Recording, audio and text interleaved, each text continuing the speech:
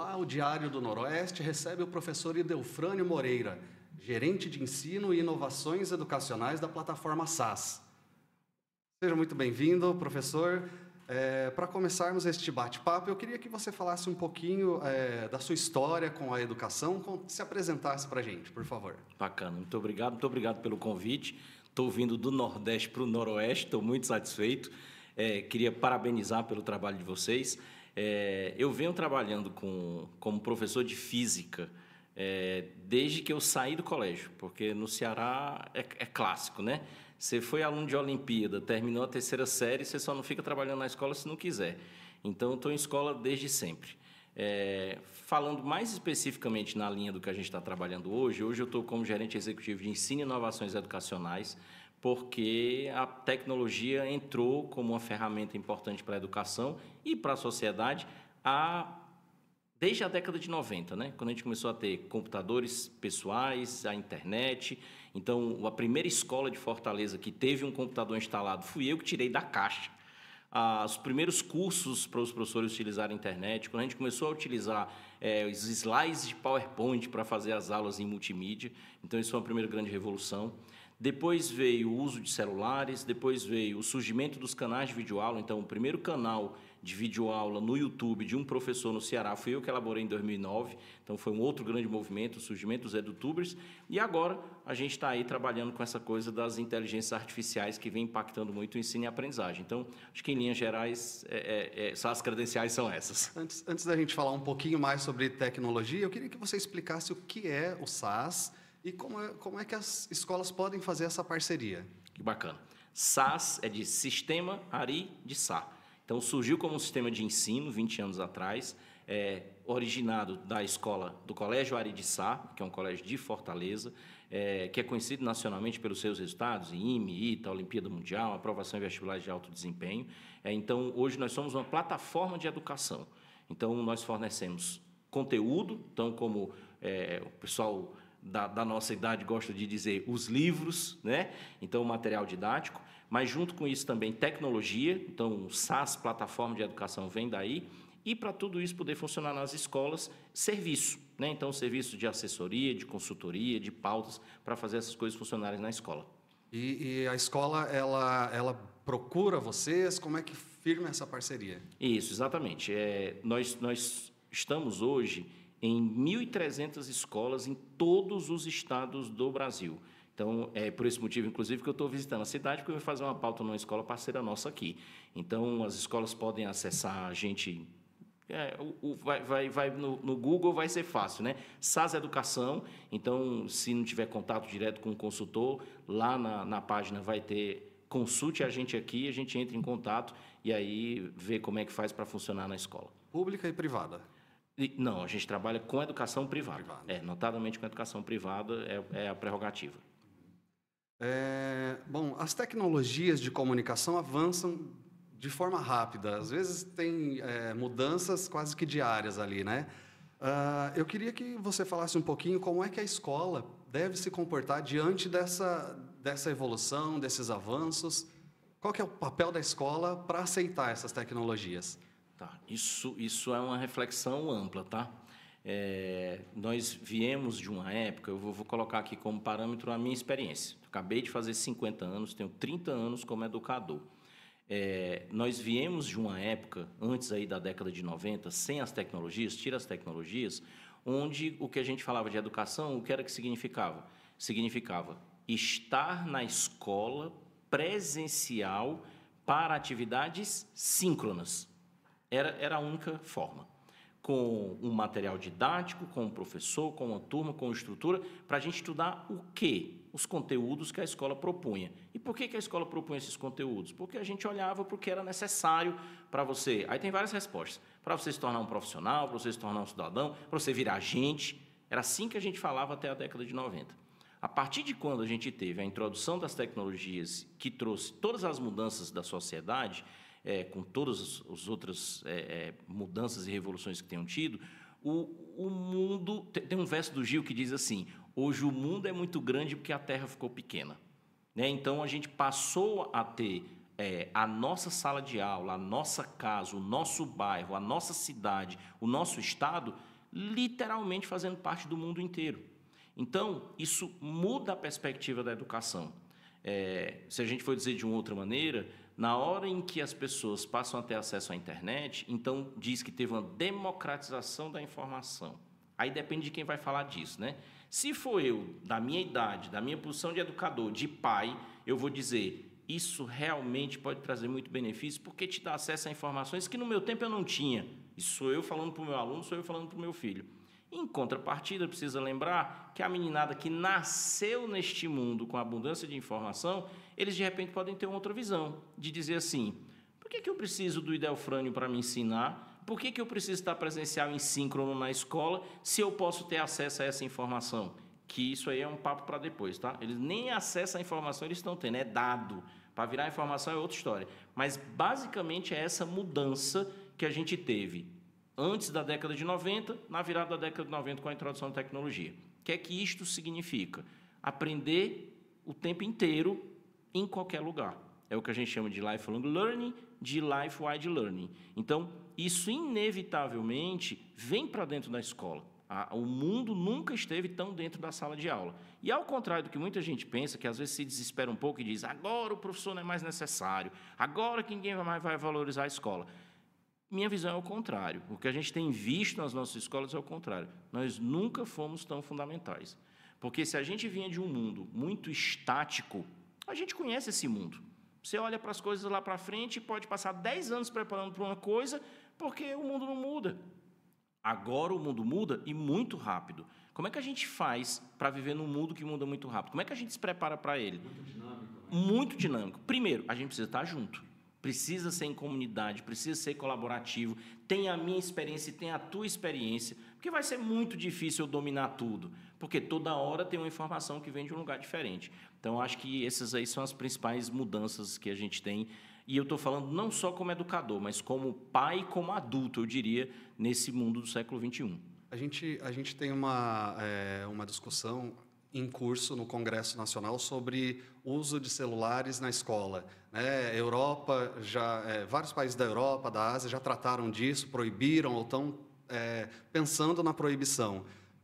Como é que você avalia isso? A tela ela é aliada, ela é um contratempo para a educação? Qual que é a sua posição sobre isso? Tá, vamos lá.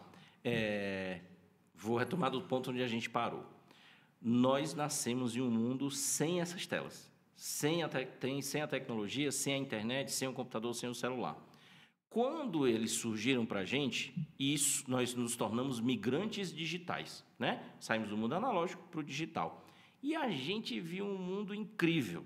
Eu não sei você, mas cada vez que eu descobri uma coisa nova na internet, no YouTube, a primeira vez que eu consegui folhear uma obra rara inteira, digitalizada numa biblioteca da Europa, que eu jamais teria acesso, eu fiquei maravilhado. Até hoje, né? A gente descobre coisas novas. E o pensamento é sempre assim, ó. Isso aqui no tempo que eu era estudante, eu estava na NASA. É essa sensação que a gente tem. Nós vimos de um mundo de escassez para um mundo de abundância. Corta para as nossas crianças e jovens. Eles já nasceram no mundo com abundância de informação. Aí tem uma história do final da década de 90, um físico chamado Sugata Mitra, trabalhando na Universidade de Nova Delhi. Um dia ele teve uma ideia e disse, vou fazer um experimento social. Ele abriu um buraco no muro da universidade. Do lado de fora tinha uma comunidade e ele enfiou um computador ligado à internet no muro virado para fora. Botou cimento, botou corrente para ninguém poder tirar e começou a observar como é que era o comportamento das crianças da comunidade que nunca tinham visto um computador, muito menos sabiam o que era internet e muitas delas sequer eram alfabetizadas. Aí você vai lembrar da época que a gente começou a usar computador, tinha um negócio difícil para fazer que era dar 2 cliques. Não, é só dar 2 cliques. A gente dava 1, dava 3, não dava 2. Eles aprenderam tudo isso. Aprenderam a acessar a internet, aprenderam a produzir mídia. E aí, o que foi o paradigma que surgiu na época? Nós vamos colocar um tablet, na época chamava laptop, vamos colocar um laptop na mão de cada criança no mundo e vai revolucionar a educação. Mas o que foi que se descobriu logo em seguida? Que uma criança com um laptop, com acesso à internet, ela sozinha, ela não vai procurar educação e cultura, não tem aprendizado, ela vai para o entretenimento. Daí surgem duas coisas. Uma, como é que a gente faz a tecnologia funcionar a nosso favor? Vários testes foram feitos e o que é que se descobriu? 3 ou até 4 crianças com um dispositivo só, com uma situação problema mediada por um educador, aí você tem aprendizado. Isso é uma coisa, isso é aprendizado para a gente é educação. Mas aí vem a outra coisa que chega na sua resposta. O que é que manda no mundo mais do que tecnologia? É economia. É o dinheiro que manda. Então, hoje a gente vê as pessoas dizendo assim, preocupadas. Por que a internet? Por que os celulares? Por que o tempo de tela? E eu vou lhe dizer que nem a internet, nem os celulares, nem o tempo de tela é problema. O problema é um modelo econômico chamado rede social que surgiu no meio disso tudo. Que aí o que acontece? Eu agora tenho uma maneira de entreter a criança que nem propaganda tem. A gente assistia filminho na televisão quando era criança, tinha propaganda. A gente usava a propaganda para sair correndo, imitando os personagens, porque ninguém conseguia ficar quieto. Hoje nem propaganda tem, vai trocando ali o tempo inteiro. Então, muito mais novas, as crianças recebem acesso aos celulares com internet e ficam muito tempo na tela. Mas por que tudo isso acontece? Porque elas acessam redes sociais, que sabem como é que mexe com a cabeça da gente. Então, vicia teu cérebro em dopamina, tu não quer mais soltar o celular. Ah, porque essa geração não consegue se concentrar mais do que 3 minutos. Mas, veja, está falando assim, fica parecendo uma coisa que é da evolução de Darwin. Aconteceu dos cérebros ficarem assim. Não. Tem um ponto comportamental. Se eu, pai, no nascimento da minha criança, muito cedo dei para ele a possibilidade de ele ter o próprio celular, e um celular sem acesso à internet não adianta nada. Se acessa a internet, ele vai acessar a rede social. Ah, mas o meu só assiste YouTube. É uma rede social. Se ele tem como dizer gostei, não gostei, fazer comentário, é uma rede social. Então, isso muda a química do cérebro das crianças. E aí é onde a coisa toda se perde. Então, o ponto hoje é assim. Mas aí, Delfrânio, é a favor ou não é a favor de tirar o celular? Veja em que ponto chegamos. A gente está há 20 anos deixando as crianças no meio desse turbilhão inteiro. Elas nem são culpadas e nem são responsáveis. Só que agora está todo mundo pagando o preço. Então, o que é que a gente tem que fazer? Lá no Ceará chama freio de arrumação. Agora, a gente vai ter que botar regra. O que as grandes práticas mundiais têm mostrado? Que o que funciona é você ensinar e criar meios, mesmo que seja regras de imposição, quando e como usar. O que é saudável? Qual que é o problema com o celular? O problema é você não largar dele. Mas quem foi que disse que você não consegue largar? Não dá para aprender que tem momentos de uso e momentos de não uso? Sou professor de física, então nós vamos combinar assim. Nesse primeiro horário, nós vamos usar agora o celular, porque eu quero que você pesquise um vídeo bacana sobre a aurora boreal. Um vídeo em HD com pelo menos 4 minutos, que mostre várias cores diferentes, sem som. 50 minutos para pesquisar. Mas já fica combinado que no próximo horário não tem celular. Porque aí agora o que eu vou fazer? Eu vou pegar o teu vídeo, vou projetar na sala e vou passo a passo mostrar o que tem a ver com magnetismo, o que tem a ver com átomo, e vou explicar a física do negócio. Depois a gente vai fazer exercício. Na terceira aula depois daqui, a gente volta para ele de novo, porque nós vamos fazer uma atividade interativa. O que foi que eu fiz? Eu eduquei. Eu coloquei regra. Eu tomei decisão pela criança que ela não tem autonomia para tomar ainda. Isso é papel do professor e é papel do educador. Só que a gente não fez isso nos últimos tempos. Então, agora, a gente está precisando tirar o celular da mão, não é para não ter mais, mas é para conseguir dar um reset. Esse é que é o panorama atual. E o professor é essa figura professor, educador, essa figura de mediador nesse processo todo. Exatamente. Mediador, inclusive, na relação com a família. Porque vamos pensar...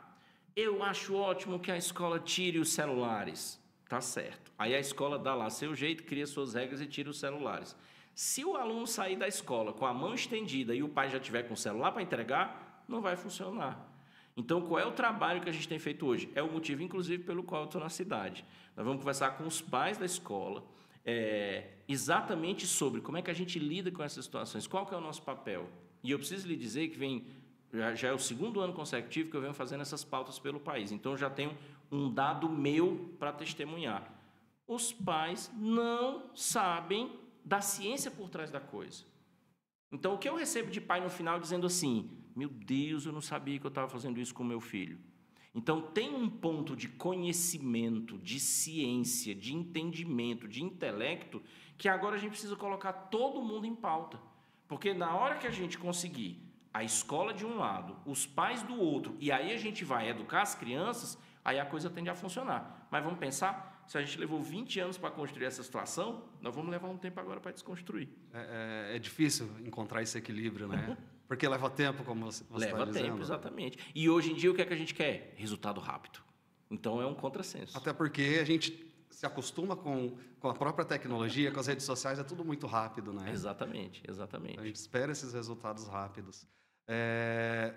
Nesse mesmo caminho aí, a gente tem o crescimento das inteligências artificiais. A gente tem o ChatGPT, que é talvez o mais conhecido.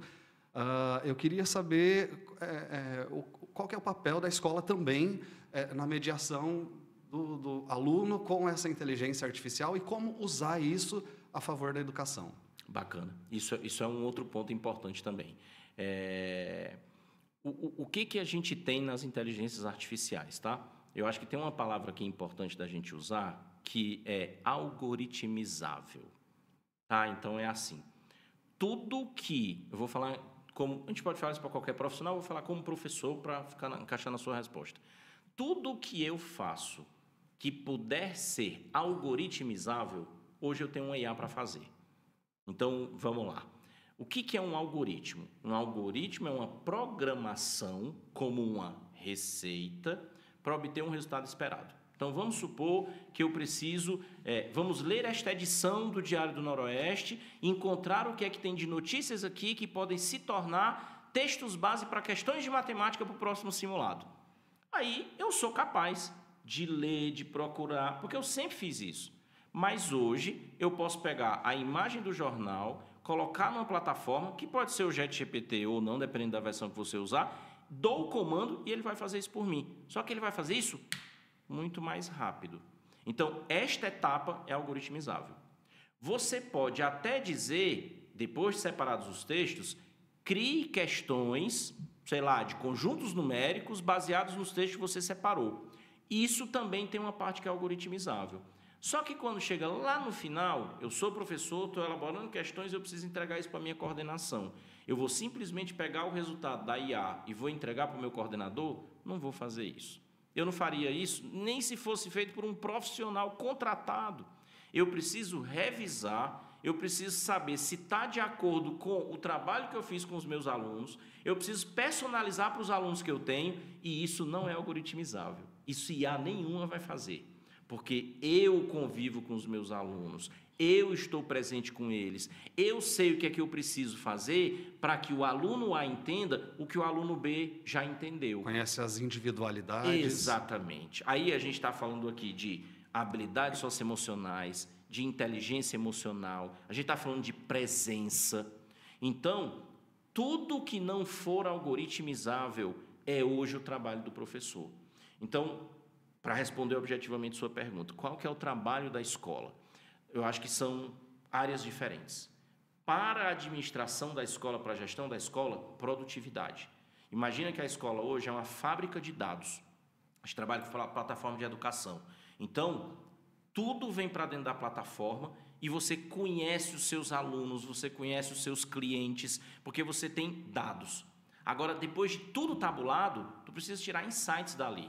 Você tem um profissional que é responsável por fazer aquilo. Agora ele pode fazer isso junto com a inteligência artificial, o que diminui o tempo de resposta.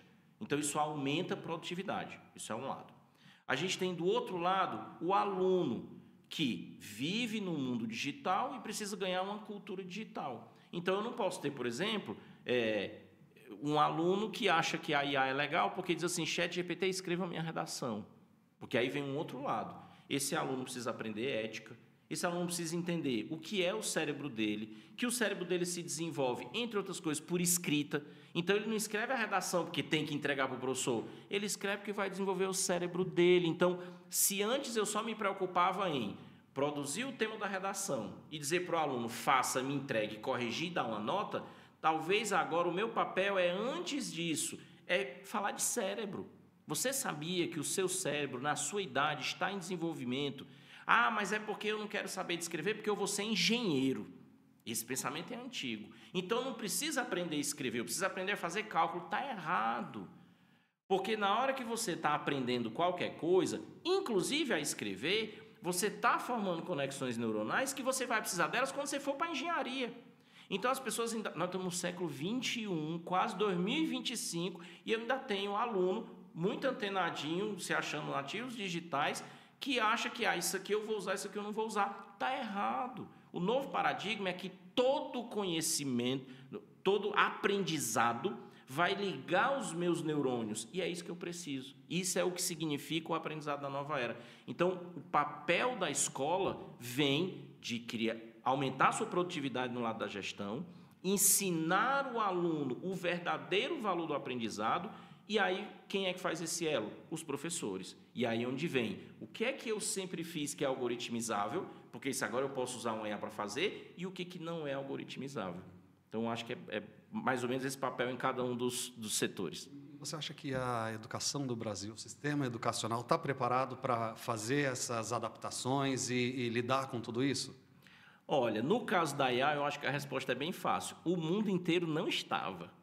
Vídeo que aconteceu no ano passado, quando surgiu o ChatGPT. A gente que acompanhou as notícias desde o começo, teve universidade proibindo entrega de trabalho que não fosse manuscrito.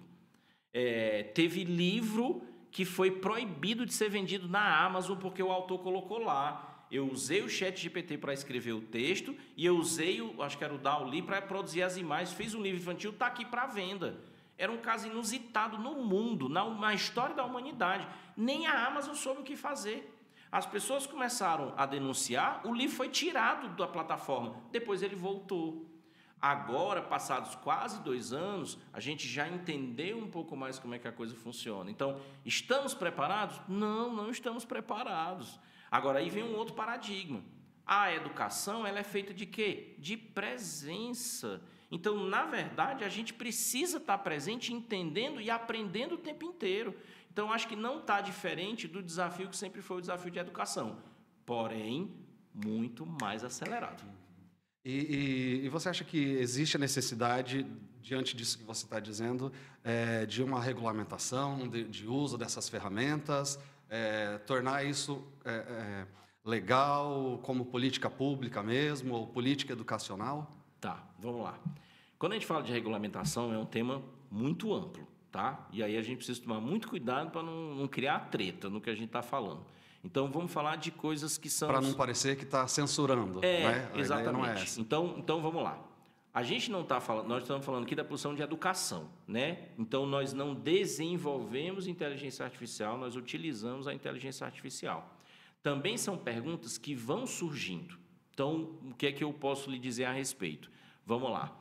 Os alunos hoje já questionam em sala de aula, um caso que aconteceu, por exemplo, muito conhecido no Brasil, a final do Prêmio Jabuti, porque tem quem ganha a ilustração de capa, né? E aí, depois que saiu o resultado, a pessoa disse, olha, eu usei a IA para fazer.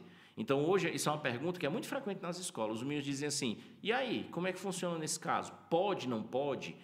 Vai ser permitido, não vai ser permitido? Então, essa resposta, ela ainda não existe, mas ela dá uma baita aula. Porque aí a gente pode pensar o seguinte, não vai poder ilustrar, ou então vai se criar uma categoria só para isso? Aí, de repente, vem um outro aluno e diz assim, tá, mas o que é criar de verdade? Porque se você foi lá e você deu as pinceladas, isso não é a mesma coisa, guardando as devidas proporções, de eu fazer um prompt e dizer, eu quero mais assim, eu quero menos assim, coloca nesse estilo. Todas essas discussões, isso são coisas que eu tenho ouvido de alunos, tá? Nas escolas, em todas as regiões do Brasil.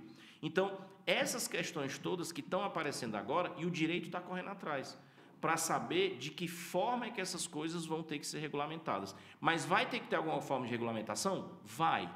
Porque agora vamos voltar a um ponto. Quando o ChatGPT começou, a gente vai falar do ChatGPT, aí você entende o Gemini, o Claude, enfim, o chatbot que você usar. Mas vamos ficar com o ChatGPT que está na boca de todo mundo. Quando o ChatGPT começou, ele era um chat. Depois ele veio com um aplicativo para o dispositivo mobile. Agora ele já é multimodal. Aí agora a gente já está num outro ponto de preocupação, que é a antropomorfização. Porque agora eu posso falar com o meu chatbot. E o meu chatbot vai responder com uma voz sintetizada. E aí o que é que a gente já vê no mercado? Falando de novo da história da economia. Tem empresas que têm vozes sintéticas robóticas, então você entende que está falando com um robô, mas tem empresas que apostaram em vozes sintéticas antropomórficas, antropomorfizadas, vozes humanas, que você pode inclusive responder como é que você quer que a voz fale com você. Agora a gente já tem um outro risco, pulando da história das redes sociais para cá, de como é que você manipula, principalmente as crianças e os jovens. Eu agora tenho o meu melhor amigo, não é mais um amigo invisível, e não é o meu bichinho de pelúcia e nem é o meu coleguinha. O meu melhor amigo é o meu chatbot, porque ele fala comigo, então eu adoro ouvir o meu chatbot. E isso é uma questão que precisa de regulamentação, porque vai cair na minha percepção e no que eu tenho conversado com vários especialistas da área, vai cair na mesma zona do vício em dopamina das redes sociais. E não teve regulamentação, e as empresas fizeram, as big techs fizeram o que quiseram, e a gente viu agora o prejuízo que a gente está tendo que arrumar. Então, vai precisar de regulamentação? Vai. Quais? Ainda não sabemos. Como? Ainda não sabemos. Mas, inclusive, tenho conversado com várias pessoas do direito que o direito tem corrido muito atrás disso. Né? Mas isso a gente está falando da parte de uso e de produção de IA generativa. Tá? Aí a gente pode, ter uma série de outras coisas, que é do desenvolvimento de modelos de fundação, de produção, enfim. Aí já é uma outra coisa que está fora da educação. Você falou agora há pouco, você falou de presença, de conhecer os alunos, de estar próximo, né? Nós tivemos, em 2020 até 2022, mais ou menos, um problema muito sério de distância, por causa da pandemia de Covid-19. Isso trouxe prejuízos para a alfabetização, para a aprendizagem. Tem gente que fala de 10 a 20 anos para voltar ao patamar pré-pandemia. Eu queria saber se você tem essa avaliação também de que houve um prejuízo e se existe uma forma de antecipar esses resultados, para não precisar esperar 2 décadas, 3 décadas, enfim. Tá, veja, eu acho que todos nós tivemos, em algum grau, foi muito visível o prejuízo que a gente teve para a educação. Você teve enquanto aluno, você teve enquanto pai que viu seus filhos dentro de casa, você teve enquanto professor que recebeu os alunos de volta. Então, a gente tem... E não estou falando nem só de aprendizagem cognitiva, mas até de desenvolvimento socioemocional. Então, por exemplo, casos de crianças que estavam em processo de alfabetização, já lendo, escrevendo, saíram da pandemia, quando voltaram para a escola, não sabiam mais ler e escrever. Isso é claramente não só uma pausa no processo de aprendizagem, mas um retrocesso. Você ter, por exemplo, minha filha estava no 9º ano, terminou o 9º ano, no começo da primeira série do ensino médio, pandemia. Primeira e segunda série, praticamente em pandemia. Voltou para a escola, já prestes a fazer o vestibular. Imagina o tamanho do prejuízo que tem aí. Então, inevitavelmente, você teve pausa e retrocesso nos processos de aprendizagem. Aí eu vou dar várias respostas a partir daqui. O que foi que a pandemia fez com as tecnologias? Exponenciou. Se a gente está dizendo que a aceleração da tecnologia exige muito mais da gente em termos de educação, e se essa tecnologia exponenciou ainda mais e a gente parou ou retrocedeu, então, de fato, abriu-se um buraco gigante. Primeira coisa. Aí, como é que a gente faz para resolver esse negócio? Tem uma resposta que eu tenho dado, que as pessoas não gostam muito de ouvir, mas eu sou um cara da física, né? Então eu vou buscando a raiz das coisas. Veja bem, eu vi professor em escola por aí, na volta da pandemia, fazer teste de sondagem com os alunos, chegar na coordenação, entregar e dizer assim, olha aí, teus alunos voltaram sem saber de nada. Teus alunos? Como assim voltaram sem saber de nada? Meus alunos, nossas crianças, nosso problema para resolver. Da mesma forma, eu vi aluno dizer assim, professor, não aprendi nada não, então ensina aí. Como assim, professor, ensina aí? Tem o ensino e tem o estudo para ter aprendizagem. Então, minha filha voltou na 2ª série com deficiência da 1ª série. Não tem como o professor fazer 2 séries em uma. Então, como é que compensa isso? O professor e a escola vão ter que pensar estratégias de recomposição de aprendizagem. Estamos lidando com isso agora, já é uma realidade. Mas o aluno vai ter que fazer o esforço dele também. Eu não quero estudar mais. Mas precisa. Nós vivemos uma questão de fronteira de vida. Não foi uma escolha. Todos nós sofremos. Então, tem uma coisa hoje que a gente precisa muito, que é nos unirmos em torno de objetivos comuns. Então, nunca foi tão importante, e é isso muito a fala que a gente tem feito hoje, de deixar todo mundo consciente do que é o mundo que a gente está vivendo e qual precisa ser o nosso papel. Então, não dá para ter essa coisa, o professor manda e o aluno obedece. O aluno acha que, porque o professor fica mandando, eu não gosto de fazer isso aqui. Isso não vai funcionar. Já não vinha funcionando antes e depois, exatamente o que você falou, a pandemia veio para virar isso tudo. Então, coisas como uma educação integral, coisas como aprendizagem socioemocional, coisas como cidadania digital e, principalmente, todo mundo junto em torno do objetivo de aprendizagem, se a gente não conseguir isso, eu não vejo como é que se reverte essa situação. Porque agora, mais do que em qualquer outro tempo, eu acho que todo mundo precisa entender que a gente está todo mundo do mesmo lado, para a gente poder aprender a lidar com tudo. Qual que é o papel da família nesse processo todo? Tá. Eu acho que, e aí eu vou falar agora, assim, como educador, eu já fui diretor de escola, então eu vou falar um pouquinho de cada papel que eu já tive, tá? Eu acho que a família precisa valorizar muito a escola, tá? Porque é assim. Teve algum dia na minha vida que eu pensei, lá quando eu era criança, que eu não queria ir para a escola. E eu adorava a minha escola, tá? E era CDF, né? Mas teve dia que eu não quis, eu era criança. Acho que todo mundo passou por essa fase, isso, né? É isso. Mas com o meu pai e com a minha mãe, não tinha o direito de dizer eu não quero ir para a escola. Eu nem testei o que é que isso significaria. Hoje, por tudo passado, é muito fácil não ter aula. Não ir para a escola.